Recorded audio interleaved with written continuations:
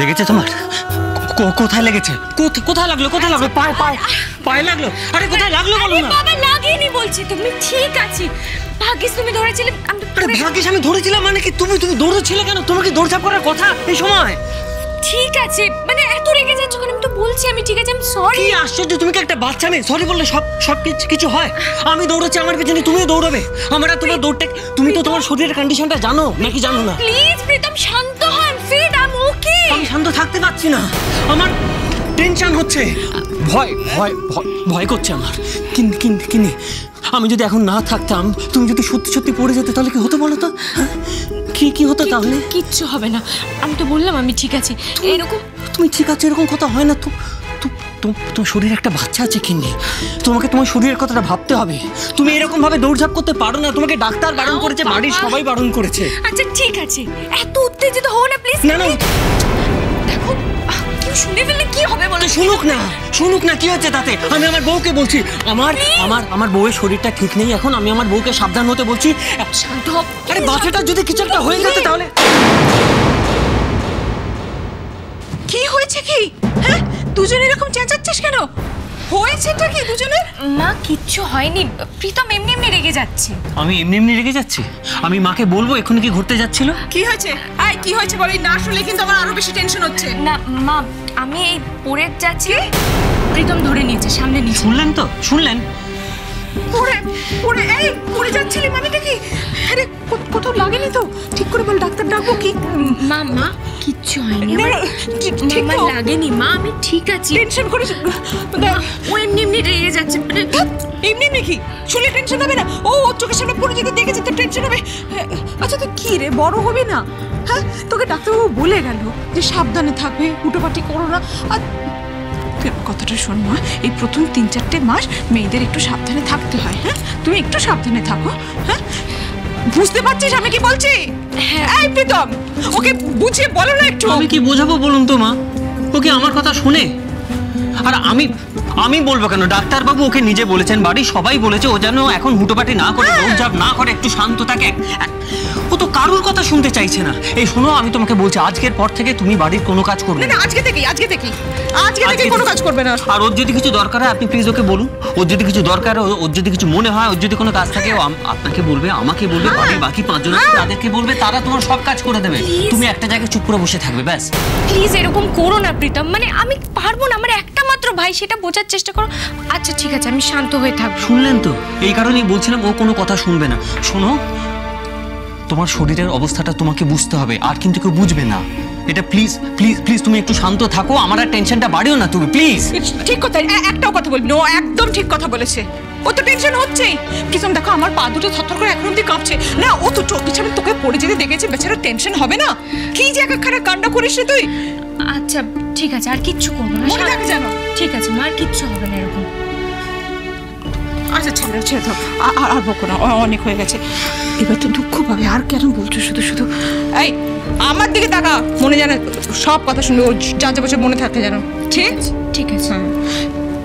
এই প্রীতম, হ্যাঁ বলুন। আমার মেয়েটাকে তুমি সমানে বকাবকি করছো, আর তুমি আমার দিকে তাকাও। তোমাকে যে দায়িত্বটা দিয়েছিলাম সেটা করেছো? ধুতি পরিয়েছো সানিকে? ধুতি করো না, ধুতি। ওই তো মা, অভিয়ার আমি তো। কি মা, আমার কথাটা শোনো। প্রীতম আর অভি গেছিল ধুতি পরাতে, আর তুমি জানো ভাইয়ের কত নাটক, সে তো পড়বেই না, আর ওরাও পড়াতে পারে। শেষ পর্যন্ত আমাকে যেতে হয়েছে ধুতি পরাতে। দাঁড়াও, সব দায়িত্ব আমি নিলাম। পড়িয়েছিস? হ্যাঁ মা। ও মা, ভাইকে একটু দেখে এসো না, কি মিষ্টি লাগছে। আচ্ছা দাঁড়া, দেখে আসি। ও শোন, ভালো কথা, তিতলি রেডি? একদম রেডি। আচ্ছা তোমার হচ্ছে, দাঁড়াও।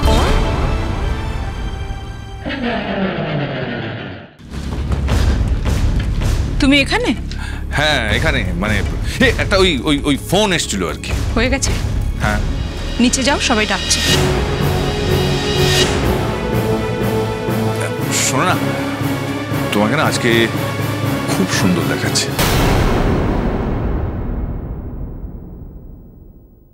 হঠাৎ হঠাৎ কি ব্যাপার? নিশ্চয়ই অন্য কিছু কথা বলার আছে, এটা তার ভূমিকা, তাই তো? আচ্ছা, আমার বউকে আমি সুন্দরী বলবো, এতে ভূমিকার কি আছে? না আসলে কি জানো, কয়েকদিন থেকে আমি বুঝতে পারছি যে তোমার অভিমান হয়েছে, রাগ হয়েছে আমার উপরে। ভাবছো যে যা যা ঘটছে সব কিছুর জন্য আমিই দায়ী। কিন্তু আমার দিকটা একবার ভেবে দেখো। হ্যাঁ, আমি কি অশান্তি চাই, বিশেষ করে আমার ছেলের সঙ্গে?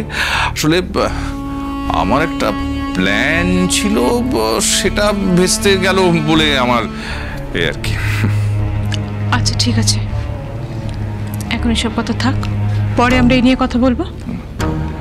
তুমি এখন নিচে যাও, আমি একটু সানির ঘরটা দেখে নিয়ে যাচ্ছি। না না না, তুমি এখন এ ঘরে যাবে না।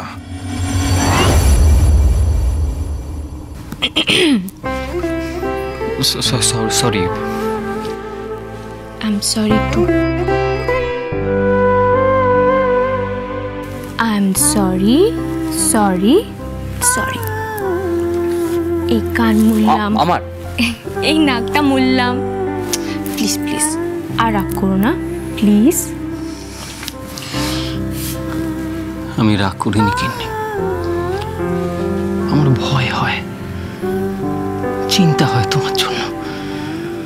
তুমি বুঝতে পারো না, তোমার যদি এতটুকুনি ব্যথা লাগে, সেটা আমার কাছে কত বড় আঘাত হয়ে ফিরে আসে। তুমি তো সেটা বোঝো, বলো? তোমার শরীরে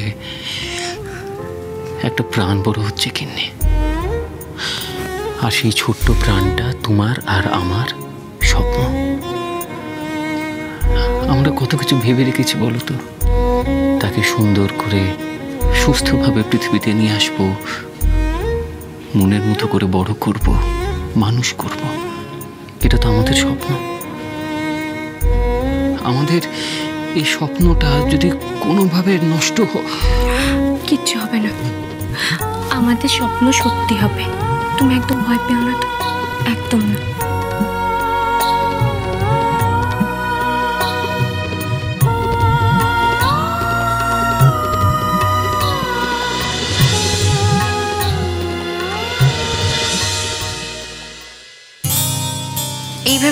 দেখছো বলো তো তখন থেকে? না, তোমায় এই রূপে তো আগে কখনো দেখিনি। সে তো আমিও তোমাকে ধুতি পরে প্রথমবার দেখছি, তা বলে কি হাঁ করে তাকিয়েছি নাকি? এবার কি বলবে?